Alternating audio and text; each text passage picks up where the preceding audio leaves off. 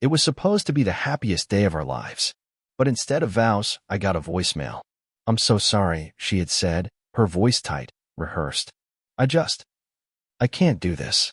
Daniel, my ex, he's really sick. We're going to the hospital. I need to be there for him. You'll understand. If you don't, you'll just end up alone. No apology. No remorse. Just that twisted mix of guilt and manipulation she'd always been good at, hiding a blade behind a bouquet. You see, Daniel was the boyfriend before me, the kind of guy who used charm and knew exactly how to use it. The kind of guy Eliza's parents loved. They never really warmed up to me, no matter how many times I bent myself backwards to fit in. I didn't come for money. I didn't go to the same prep schools. I wasn't flashy. But I had plans. I had drive. I had her. Or so I thought. Her mother was the first to call me dramatic when I refused to understand their family emergency. "Daniel needs her. Can't you see that?" she said, like I was the selfish one. Like watching your fiancée run off with her ex the day before your wedding was normal. I told them all the same thing. Lose my number. And I meant it. I moved 3 states away within a month. New job. New phone. New name on the lease. I buried that part of my life so deep it'd take a damn excavation team to find it. I didn't date for years. I didn't trust a smile. I focused on building something that couldn't betray me. My home. I bought an old farmhouse on the edge of a mountain town, quiet, remote, no neighbors in sight. Fixed it up myself, board by board, brick by brick. The kind of place with more books than people and silence that didn't hurt. That house became my sanctuary. My kingdom. Then, 8 years later, I came home from the store, arms full of groceries and storm clouds rolling over the ridge, and the front door was wide open. At first, I thought it was a break-in. I dropped the bags, reached for the tire iron in the truck bed, and stepped inside. And there they were. Eliza. Her parents. All 3 of them standing in the foyer like ghosts who didn't know they were dead. The shock on their faces was almost theatrical. Their mouths moved, but no words came out at first. Because inside the house, they didn't see the man they expected to find. They saw me. The walls lined with awards, projects I'd led, skyscrapers I'd designed, magazine covers framed with my name printed across the top. They saw shelves of books, floors of hand-laid hickory, a baby grand piano sitting by the window. They saw what a man builds when he's left with nothing but his pride and time. And then they saw her. Eva. She came down the stairs wearing nothing but one of my shirts, her dark curls still damp from a shower, barefoot, glowing. She looked at them, then at me. "Babe, who are these people?" I didn't answer right away. I just looked at Eliza and smiled. The kind of smile that isn't joy. The kind that says, "Look at what you lost." Eliza stood frozen. Her eyes scanned the living room like she didn't recognize a single detail. I watched her lips part, searching for words that wouldn't come. 8 years and still the same, always speechless when control slips from her grasp. Her mother, Judith, stepped forward next. Chanel draped over her bony frame like it meant something in these mountains. She looked at Eva like she was some kind of intruder. That's rich, considering they were the ones who broke into my home. "Who is she?" Judith asked, voice sharp as cut glass. Eva raised a brow, then looked at me with a smirk. "You didn't tell me we were expecting guests." I shrugged. Guess they lost their manners when they lost their daughter-in-law. Eliza winced at that. Good. Let her feel the sting. Her father, Greg, had the decency to look ashamed for about half a second. Then he opened his mouth. "Son, we came to apologize." I actually laughed. Loud, from the gut. "Don't call me that. You made it pretty damn clear I was never part of your family. And now you break into my house like it's some heartwarming reunion." Greg gestured around like it was some kind of inspection. "You've done well for yourself.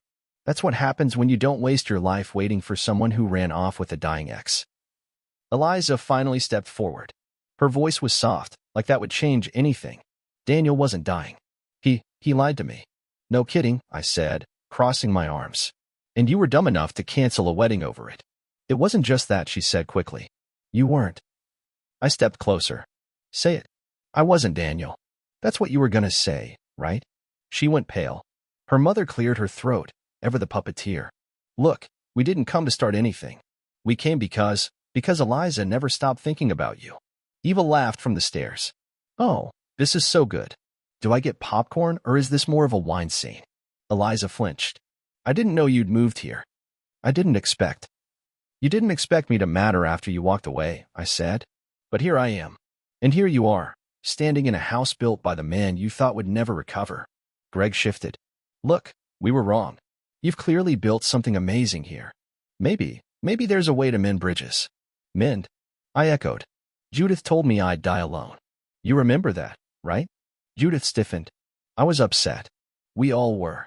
And I was left at the altar. Silence. For a long, bitter minute, none of them could look me in the eye. I didn't come to fight, Eliza whispered. No. You came to see what you threw away, I said, stepping back. You came because the man who once waited for you isn't waiting anymore. You came because curiosity finally outweighed shame. Eva wrapped her arms around me from behind, still in my shirt, radiating calm and mischief. You're wasting his time, she said flatly. I don't know who you people are, but you should leave before you embarrass yourselves further. Judith's face twisted. You don't belong here. Eva didn't flinch. No, but you trespassed here. There's a difference. I watched them. 3 ghosts from a life that never happened, standing on floors they never thought I'd build, in a house they never thought I'd own, with a woman they never expected to find. You came for closure, I said. So here it is. I opened the front door wide. Get out. They hesitated. Of course they did. Parasites don't crawl away until you cut off the last drop of warmth. Greg's hand hovered midair, some rehearsed gesture of fatherly regret that had no place here. Ethan. I shut that down fast. That name doesn't mean what it used to. Not to you. Judith blinked, like the weight of being unwelcome had only now started to sink in. But Eliza?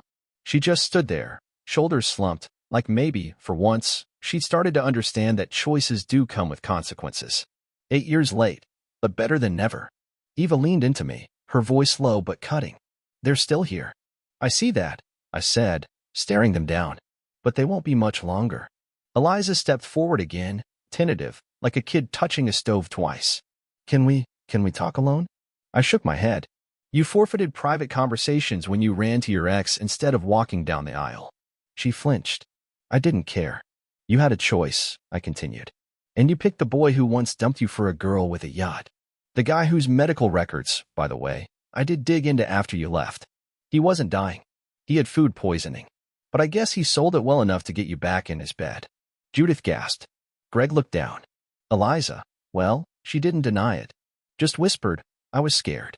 I didn't know what I wanted. You wanted comfort, I said. And you thought I was the boring bet. The safe one. You didn't love me. You loved what I could be for you. And when someone else snapped their fingers, you traded futures without flinching. Silence again. The kind that rings in your ears. Eva finally let go of me and walked past them. She went to the foyer and pulled open the closet door, then tossed out a suitcase, black, beat up, and unmistakably not ours. By the way, she said, I found this wedged in the bushes out back. Someone hiding out here earlier today. All 3 of them froze. Judith opened her mouth, probably to lie, but Eliza spoke first. We came early. Before you got home. I wanted to look around. You broke in, Eva snapped. And you snooped. My heart didn't race. My blood didn't boil. Not anymore. I was past the emotional carnage. I was somewhere colder now. Strategic. I took the suitcase, opened it. Inside photos. Old photos of me and Eliza. A scrapbook I hadn't seen in years. One I'd thrown out when I moved away. You kept this? I asked. Eliza nodded. I never let it go. And you think that means something now? Her eyes welled up. She looked like she was searching for the right apology, the right combination of words that would unlock forgiveness. But I'd changed the lock a long time ago and tossed the key in a river. I don't care what you kept, I said, dropping the book onto the floor like it was someone else's history. You kept your silence too. For years. Not once did you call to say you were wrong. Not even when Daniel ghosted you 3 months after the wedding, that wasn't. Her head shot up at that. Surprise. Yeah, I knew. I got a postcard from a mutual friend, I said. Said he ran off to Bali with a yoga instructor. You got dumped again, didn't you? Eliza said nothing. Judith stepped forward, voice shaking now. He broke her heart. She came home in pieces. We didn't know what to do. You know what most people do when they hurt someone that badly? I said. They apologize. Sincerely. With humility. You people just disappeared. Greg finally spoke again, soft and hoarse. We were ashamed. Good, I said. Eliza stepped forward one last time, her voice barely audible. I just wanted to see if, maybe we could talk. Try again. Something. I looked at her. Really looked. She was still beautiful, still put together, but she wasn't untouched by the years. Regret had left shadows under her eyes and hesitation in her spine. I'm not yours to try anymore, I said. Behind me, Eva picked up the house phone. I'm calling the sheriff, she said. Trespassing's still a thing up here. Judith's mouth fell open. You wouldn't dare. Eva smiled, cold as snowmelt. Watch me. I turned to the door, opened it wide again, and this time, I didn't have to say a word. They walked out, 3 broken echoes of a past I'd long since buried. When the door shut, Eva wrapped her arms around me again and whispered, that was brutal. No, I murmured, that was merciful. I stood there after the door closed, hands still resting on the knob. The lock clicked with a satisfying thunk, not loud, but final. A sound with weight, like a judge's gavel or a coffin lid shutting. Eva slipped away toward the kitchen, letting me have the silence. She always knew when I needed it. That's what trust looks like, not words or flowers or empty, I'm sorry, as from people who just want back in. Trust is space when it counts. I walked through the living room slowly. The scent of them still lingered in the air. Judith's perfume, something floral and overpriced. Greg's cologne, subtle but arrogant. And Eliza's, whatever she wore now. I didn't bother to remember. They'd been here. In my home. My sanctuary. Their voices still echoed off the walls even after they were gone. I sat on the leather armchair by the fireplace and leaned forward, elbows on my knees, hands steepled. I didn't feel anger, not the white-hot fury I used to when I thought about them. No, this was colder now. Sharper. Like ice under the skin. They didn't come here to apologize. They came to recover something. And that meant there was more I hadn't seen. Eva, I called out. That suitcase. The one she had with her. Yeah, she answered, returning with a mug of black coffee, handing it to me like a ritual. Did you open it? All of it. She shook her head. No. Just saw the scrapbook, figured it was her sad little memory lane moment. Why? I stood and walked back over to the suitcase. It was still on the floor, sitting like a dog that knew it had misbehaved. This time, I opened it properly. Buried beneath the photos and folded clothes, I found documents, a manila envelope marked private. I opened it. Inside, printouts. Real estate listings. One of them was my house. The next was the plot of land I'd bought next door for expansion. The third? A zoning application under my name, only I hadn't filed it yet. What the hell? I muttered. Eva leaned over my shoulder. That's our permit proposal. Yeah. Which means someone either hacked into my system or someone's been watching us. And just like that, the blood under my skin turned to ice. Because this wasn't about regret. It was about value. They'd come because they knew what I'd built here. Somehow, someone had tipped them off. They didn't want me. They wanted what belonged to me.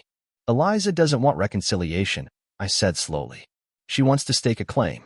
Eva didn't flinch. Think they're desperate? I nodded. Judith always played the long game. Greg followed orders. Eliza, she plays the emotion card, makes it look like it's about love, but underneath? She's pure inheritance logic. If I die tomorrow, she wants her name on the deed. Eva's eyes darkened. So what do? I gave her a half smile. We build a firewall. The next morning, I called my lawyer.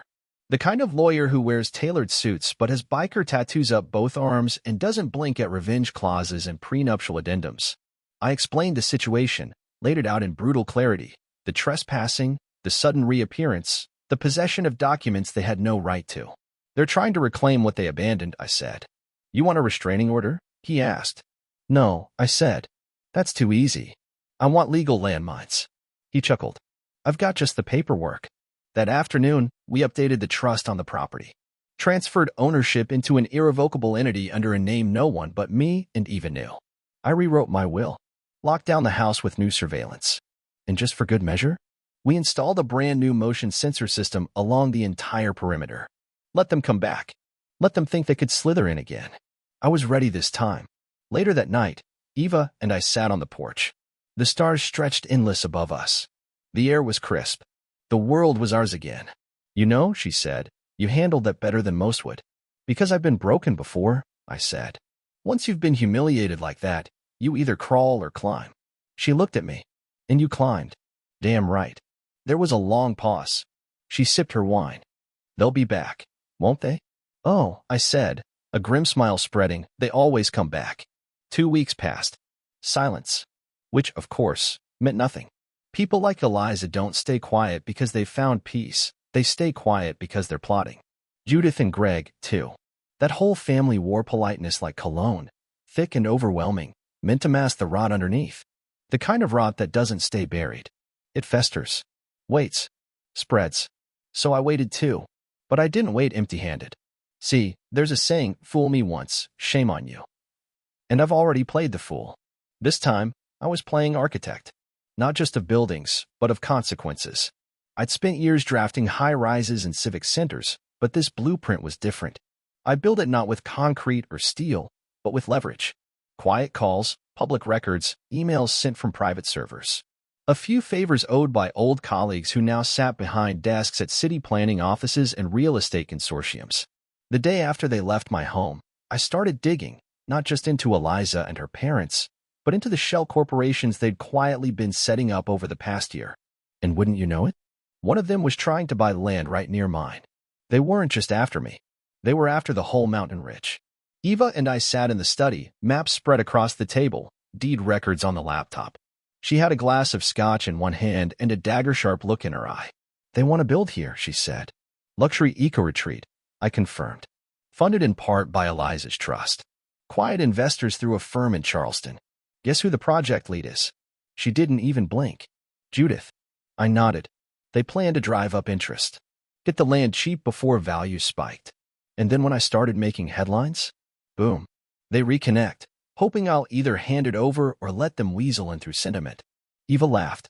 Wow. She really thought you'd fall for a ghost with good hair. Some men build bridges, I said, but I prefer drawbridges. 3 days later, I made my move. At exactly 3 p.m., a delivery van rolled up to Judith's office in the city. Inside? Not flowers. Not a peace offering. It was a single file folder. Unmarked. She opened it to find copies of the zoning rejections I'd personally filed through legal back channels, using my influence with the Historic Preservation Society. I'd gotten the ridge labeled culturally significant terrain. Translation? You can't build on it. Not a retreat. Not a mansion. Not a doghouse. Also in that folder? A notarized letter from my lawyer. Cease and desist. Trespassing complaint pending. Any attempt to contact the Garrisons again will result in litigation. Then, as a final touch, a Polaroid of Eliza standing in my living room. The caption? Uninvited. The phone call came at 6:42 p.m. Unlisted number. I let it ring 4 times before answering. Ethan, came Judith's voice, brittle and tight. This is unnecessary. No, I said. This is exactly necessary. Her voice wobbled. You don't understand what you're doing. Oh, I do. I'm protecting what's mine. You're ruining a chance at reconciliation. You ruined that 8 years ago. You're being vindictive. I'm being prepared. You taught me that. Click. That night, Eva found me in the garage, standing over the same plans I'd drawn years ago for the first cabin I ever built. I'd laminated them, framed them, proof that I could rise from rubble. She walked in and looped her arms around me. I knew when I met you, she said, that you weren't just building houses. You were building a new life. One where you set the rules. I kissed her forehead. And I'm not done yet. Because people like Eliza and Judith, they don't stop just because they hit a wall. They try to climb it. So I added another layer to the blueprint. Something special. A public project. One I'd be unveiling next week at the town hall. Something that would expose every one of Judith's shell companies. Publicly. Officially. Without ever saying her name. This wasn't just payback anymore. This was justice, carved in oak and law. And the best part? They still thought they could outmaneuver me. They hadn't realized. The man they left behind? He wasn't waiting. He was watching. And now, he was moving. The town hall sat at the edge of a bluff, overlooking the southern valley, right where the ridgeline dipped into the forest and civilization took a breath. The locals knew it as a place of arguments, ordinances, and annual chili cook-offs. But tonight? Tonight, it became a stage. One I built. Not with a hammer and nails, but with patience, paper trails, and the kind of buried knowledge that only a man who's been betrayed can dig up with bare hands. Eva walked in beside me, hand in mine, dressed in a forest green coat that somehow made her look like both a warrior and a queen. She didn't ask questions, didn't second guess. That's why I loved her. Because when I said, tonight, they burn, she simply replied, want me to bring matches or gasoline? The mayor was already there, George Holloway, an old-school type with a handshake like sandpaper and a brain like a steel vault. I'd known George for years. Helped redesign his niece's school after the roof collapsed during a winter storm. Quiet favors. Long memory. Ethan, he said, clapping me on the shoulder. We got a full house tonight. They always come for blood or spectacle, I muttered. Which one is this? I just smiled. Both. The meeting started like all of them did, petty zoning disputes, permits for chicken coops, an argument about a new roundabout near the old gas station. Then George tapped the mic. Last item on tonight's agenda, proposal from Ethan Garrison, local architect and preservation advocate. Mr. Garrison? I stood, walked slowly to the podium, tapped the screen. The projector lit up behind me. A map of the ridgeline, familiar to most, but highlighted in red were parcels of land recently filed under unfamiliar LLCs. Shellcore. Fake names. Dummy addresses. Ladies and gentlemen, I began, voice calm, almost bored. You've all heard the rumors. Luxury eco-resort. Private spa. Exclusive investor retreat. A few murmurs. Nods. I clicked to the next slide. Company names. All tied together through a network of signatures and funding trails. And you've probably wondered, who's behind it? I smiled, cold and precise. Meet your investors, Judith and Greg Langford. And their daughter, Eliza. Gasps. A few sharp intakes of breath. Because everyone knew the Langfords. Not personally, but by reputation. The rich family from the city. The ones who left this town behind years ago and never looked back. Until now. And now? They were trying to buy it back. Quietly. Like snakes in a church.